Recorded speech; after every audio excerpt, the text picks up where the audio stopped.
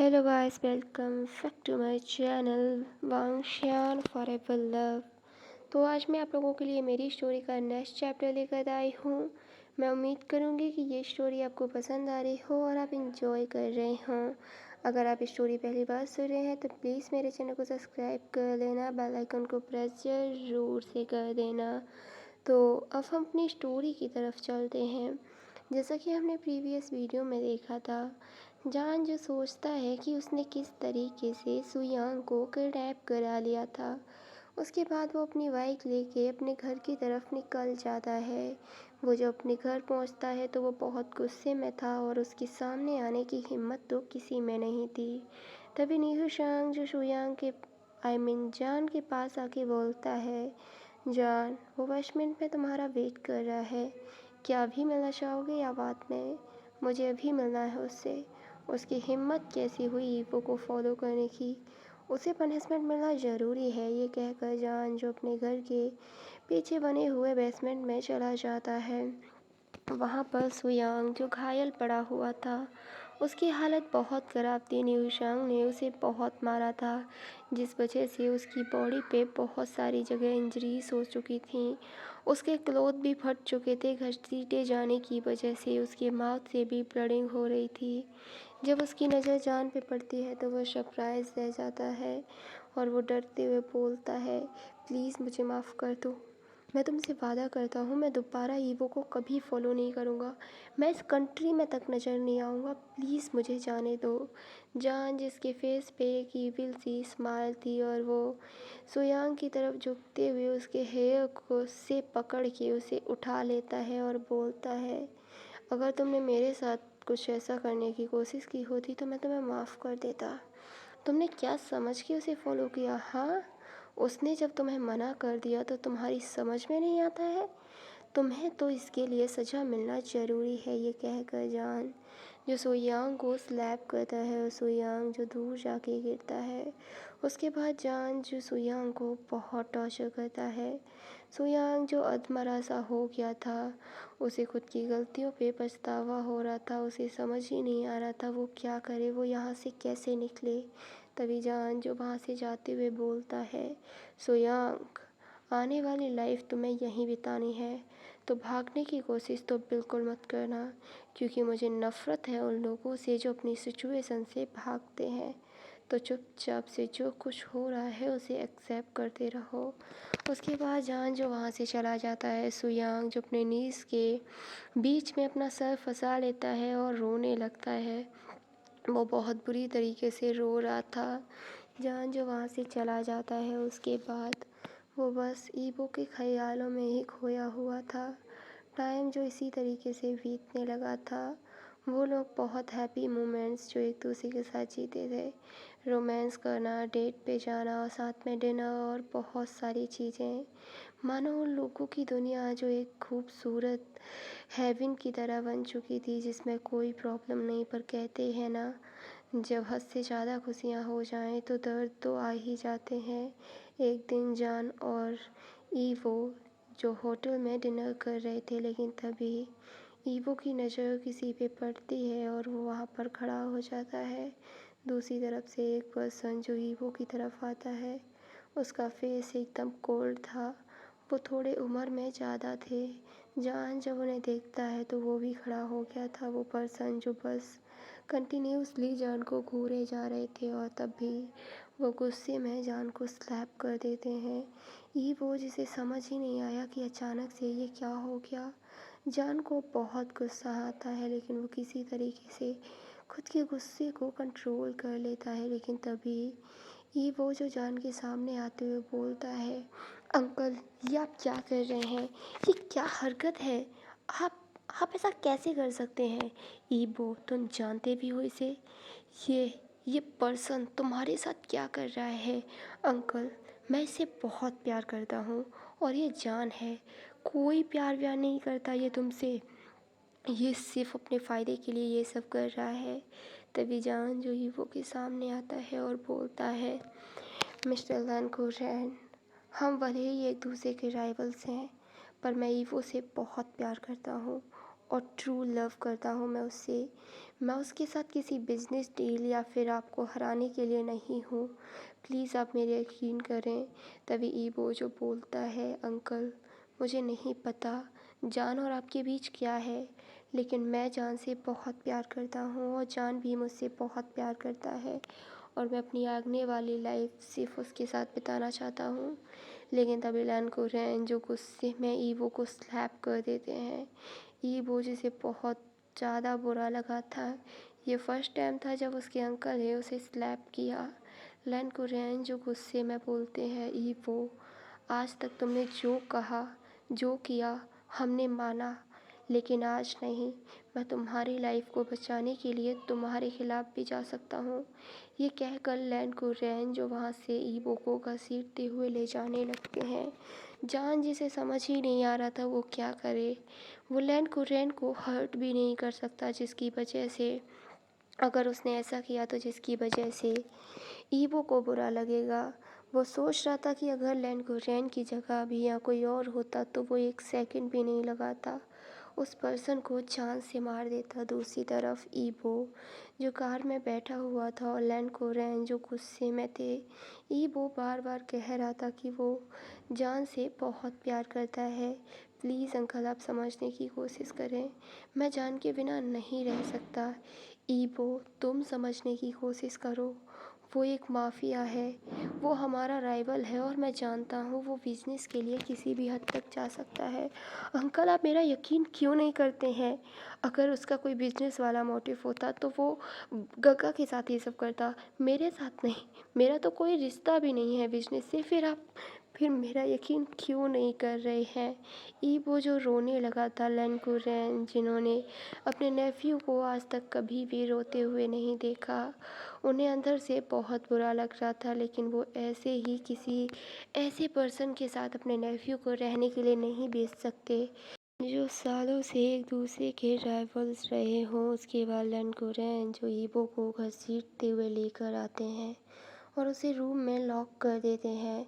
सिचेन जिन्हें समझ ही नहीं आ रहा था उनके घर में हो क्या रहा है और उनके अंकल आखिरकार उसके ब्रदर के साथ इस तरह का बिहेव क्यों कर रहे हैं। सिचेन जो अपने अंकल के पास आके बोलते हैं, अंकल क्या हुआ है और आप ईबो को इस तरह घर क्यों लेकर आए हैं? सिचेन तुम्हारा भाई ना अपना गलत और सही बिल्कुल नहीं समझना चाहता है, वो पागल हो चुका है। मैं उसे इतने टाइम से समझाने की कोशिश कर रहा हूँ कि ये सब ठीक नहीं है। अंकल प्लीज़ आप शांत हो जाएं और मुझे सारी चीज़ बताएं। उसके बाद लैन कुरैन जो कुछ भी हुआ वो सिचैन को बताते हैं। सिचैन जो बोलते हैं, अंकल आपको एक बात उन दोनों की बात सुननी चाहिए। क्या पता वो दोनों सच में प्यार करते हों, आप जो सोच रहे हो वो गलत हो। और ये पहली बार हुआ है जब ईबो ने अपनी लाइफ में किसी को जगह दी है और ईबो ऐसे ही किसी गलत पर्सन को अपने लिए नहीं चुन सकता। मैं जानता हूँ सिचैन, पर जो मैं सोच रहा हूँ ना, अगर वो हुआ तो मैं नहीं चाहता मेरी जैसी लाइफ मेरा नेफ्यू जिए। जो मेरे साथ हुआ वो मेरे नेफ्यू के साथ हो। उसके बाद लैन गुरैन जो अपने रूम में चले जाते हैं, वो अपने रूम में खड़े हुए थे, विंडो से बाहर देख रहे थे और उनकी आंख में आंसू आ जाते हैं। अब हम यहाँ से 20 साल पहले चलते हैं। लैन कुरैन जो बहुत यंग थे और उस टाइम पे लैन इंडस्ट्री बहुत ज़्यादा आगे थी। तभी उनकी मुलाकात एक लड़की से होती है। वो लड़की जब लैन कुरैन को देखती है तो उनकी तरफ स्माइल करती है, लेकिन लैन कुरैन जो थोड़े साई टाइप के थे वो उस लड़की को इग्नोर कर देते हैं। तो वो लड़की खुद ही उसके पास चल के आती है और बोलती है, हेलो मेरा नाम यूम मिंग है। आप मैं लन लन कुरैन, आप कौन हैं और क्या आप मुझे जानती हैं? हाँ मैं आपको जानती हूँ। एक्चुअली मैं आपको पसंद करती हूँ। मैंने आपका एक इंटरव्यू में पिक्चर देखी थी और मैं आपको पसंद करने लग गई। लैन कुरैन जिन्हें पहली बार किसी लड़की ने प्रपोज़ किया था, उन्हें समझ ही नहीं आया वो क्या जवाब दें। वो वहाँ से उठ के चले जाते हैं। धीरे धीरे वो लड़की जो लैन कुरैन को फॉलो करने लगी थी और लैन कुरैन भी उस लड़की के लिए फीलिंग्स रखने लगे थे। धीरे धीरे लैन कुरैन और यूंग मिंग जो एक दूसरे के करीब आ गए और वो दोनों जो रिलेशनशिप में आ चुके थे, उन लोगों की बहुत अच्छी लाइफ चल रही थी। लेकिन कुछ सालों बाद लेन को रेन को पता चलता है, जिस लड़की को उन्होंने अपने लिए चुना, जिससे वो शादी करना चाहते थे, वो तो एक स्पाई थी।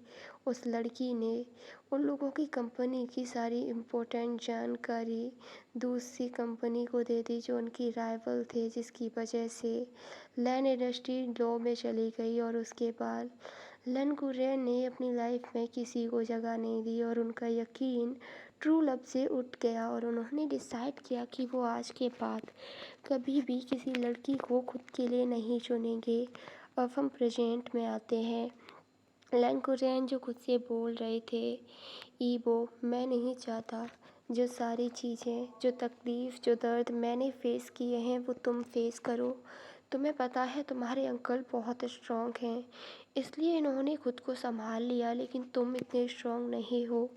मैं जानता हूँ ब्रदर, और सिस्टर इन लॉ के जाने के बाद तुम ऊपर से खुद को स्ट्रॉन्ग दिखाते हो, लेकिन अंदर से बहुत कोमल हो, और मैं नहीं चाहता जान तुम्हें हर्ट करे। उसके बाद लन कुरियन जो नीचे आते हैं तो देखते हैं लन सिचेन ने डिनर प्रिपेयर कर लिया था। उसके बाद लन सिचेन और लन कुरियन जो डिनर टेबल पे बैठे हुए थे, लन सिचेन जिनसे खाना बिल्कुल नहीं खाया जा रहा था, उन्हें बार बार अपने भाई के लिए चिंता हो रही थी। लन कुरियन भी बरिड थे अपने नेफ्यू के लिए, लेकिन उन्हें कठोर बनना पड़ रहा था। उसके बाद वो बोलते हैं, क्या तुमने ईवो को खाना दे दिया सिचेन? नहीं अंकल, आपने मना किया तो मैं नहीं गया। ठीक है, तुम डिनर करो, मैं उसे खाना खिला कर आता हूँ। उसके बाद लन कुरियन जो ईवो के लिए खाना लेके उसके रूम में जाते हैं, तो वो देखते हैं ईवो जो विंडो से बाहर देख रहा था। जब वो कदमों की आवाज़ सुनता है तो वो बिल्कुल भी मुड़ के नहीं देखता, उसे पता था उसके अंकल होंगे। लन कुरियन जो वहीं पर खाना रखते हैं और ईबो के पास जाते हैं और बोलते हैं, ईबो, मुझे पता है तुम अपने अंकल पे बहुत गुस्सा हो, पर मैं नहीं चाहता कि तुम्हें हर्ट हो सकता है कि वो तुम्हारे साथ गलत करना चाह रहा हो। अंकल, वो मेरे साथ गलत करना नहीं चाहता। ये आपकी सोच है कि वो मेरे साथ गलत करना चाहता है। अगर आपको किसी ने हर्ट किया तो इसका मतलब ये नहीं है कि दुनिया में सारे लोग एक दूसरे को हर्ट करेंगे। अंकल, मैं आपसे बहुत प्यार करता हूँ। मैं जानता हूँ मेरे पेरेंट्स के जाने के बाद आपने मुझे संभाला है, लेकिन मैं जान से भी बहुत ज़्यादा प्यार करता हूँ। मैं उसके बिना नहीं रह सकता। लन कुरियन जो अपने नेफ्यू को इस तरह नहीं देख पा रहे थे, ईबो जो बस रोए जा रहा था। लन कुरियन जो बोलते हैं, ठीक है, तुम डिनर कर लो, हम इस बारे में मॉर्निंग में बात करेंगे। नहीं, मुझे डिनर नहीं करना है, आप अपना खाना यहाँ से लेकर चले जाएं। ईवो, ये क्या बिहेवियर है? अंकल, जो आप कर रहे हैं वो क्या है? क्यों आप नहीं समझना चाहते? उसके बाद लैन को रैन जो ईवो को बिठाते हैं, वो अपने हाथों से ईवो को खाना खिलाने की कोशिश करते हैं, लेकिन ईवो जो बिल्कुल नहीं खाना चाहता था। तभी वो अपने अंकल के फेस की तरफ देखता है, जिस पे वो सैडनेस, बेबसी क्लियरली देख पा रहा था। ईवो की आंखों से और ज़्यादा आंसू आने लगते हैं और वो लन कुरियन को हक कर लेता है और बोलता है, आई एम सॉरी अंकल, मुझे माफ़ कर दें आपको हर्ट करने के लिए। प्लीज़ आप मुझे माफ़ कर दें, लेकिन आप समझने की कोशिश करें। मैं जान से बहुत प्यार करता हूँ, मैं उसके बिना नहीं रह सकता। प्लीज़ आप जो कहेंगे मैं करूँगा, बस मुझे ये जान दे दें। लन सिचेन आई मीन लन कुरियन जिन्हें समझ ही नहीं आ रहा था वो क्या करें, वो बोलते हैं, ठीक है, तुम खाना खा लो, हम मॉर्निंग में बात करते हैं। ईबो जिसे बिल्कुल खाना नहीं खाया जा रहा था, लेकिन अपने अंकल के लिए वो खाना खा लेता है। लेकिन तभी बाहर से बिजली चमकने की आवाज़ आती है। बाहर बारिश बारिश शुरू हो गई थी। वो विंडो से बाहर जाके देखता है तो वो शॉक रह गया था। उसका दिल मानो बैठ ही गया। बाहर उनके मेन डोर पे जान खड़ा हुआ था, जो बारिश में भीग रहा था। ईबो जब जान को वहाँ देखता है तो वो भागने की कोशिश करता है, लेकिन लैन को रैन जो ईवो के हाथ को पकड़ लेते हैं और उसे वापस रूम में लॉक कर देते हैं। ईवो जो विंडो से बस जान को देख रहा था, उसकी आंखों से बस आंसू आए जा रहे थे। वो बार बार जान का नाम ले रहा था, लेकिन बारिश इतनी ज़्यादा तेज़ थी कि ईवो की आवाज़ उन बूंदों की आवाज़ों में दब चुकी थी। दूसरी तरफ लन कोरेन जो अपने रूम से बाहर जान की तरफ देख रहे थे, जो उनके घर के बाहर इतनी तेज बारिश में सिर्फ अपने प्यार के लिए खड़ा हुआ है। लन कुरेन जिन्हें समझ नहीं आ रहा था वो क्या डिसीजन है। एक तरफ उन्हें मिला हुआ धोखा था, तो दूसरी तरफ उनके नेफ्यू का फ्यूचर जो उनके हाथों में है। उनकी एक गलती उनके नेफ्यू की पूरी लाइफ बर्बाद कर सकती है। लन कुरेन जो बहुत कंफ्यूज थे, उन्हें समझ कुछ नहीं आ रहा था। उसके बाद वो अपने रूम में अंदर आते हैं और अपने ब्रदर और ब्रदर इन लॉ की पिक्चर के सामने जाके खड़े हो जाते हैं। वो उनसे बोलते हैं, गगा मुझे समझ नहीं आ रहा मैं क्या डिसीजन लूँ। अगर वाकई में वो दोनों एक दूसरे से प्यार करते हैं और अगर मैंने उन्हें अलग कर दिया तो ईवो कभी खुश नहीं रह पाएगा। और अगर जान उसे धोखा दे रहा है और मैंने उन दोनों की शादी करा दी तो ईवो की पूरी लाइफ बर्बाद हो जाएगी। मैं कंफ्यूज हो चुका हूँ, मुझे कुछ भी समझ नहीं आ रहा है। इसी सीन के साथ ये चैप्टर ख़त्म हो जाता है। तो मिलते हैं इसके नेक्स्ट चैप्टर में। तो नेक्स्ट चैप्टर में ये देखना बहुत इंटरेस्टिंग होगा, क्या लन कुरेन ईवो और जान की शादी होने देंगे, क्या होगा नेक्स्ट चैप्टर में। तब तक के लिए बाय बाय, गुड बाय।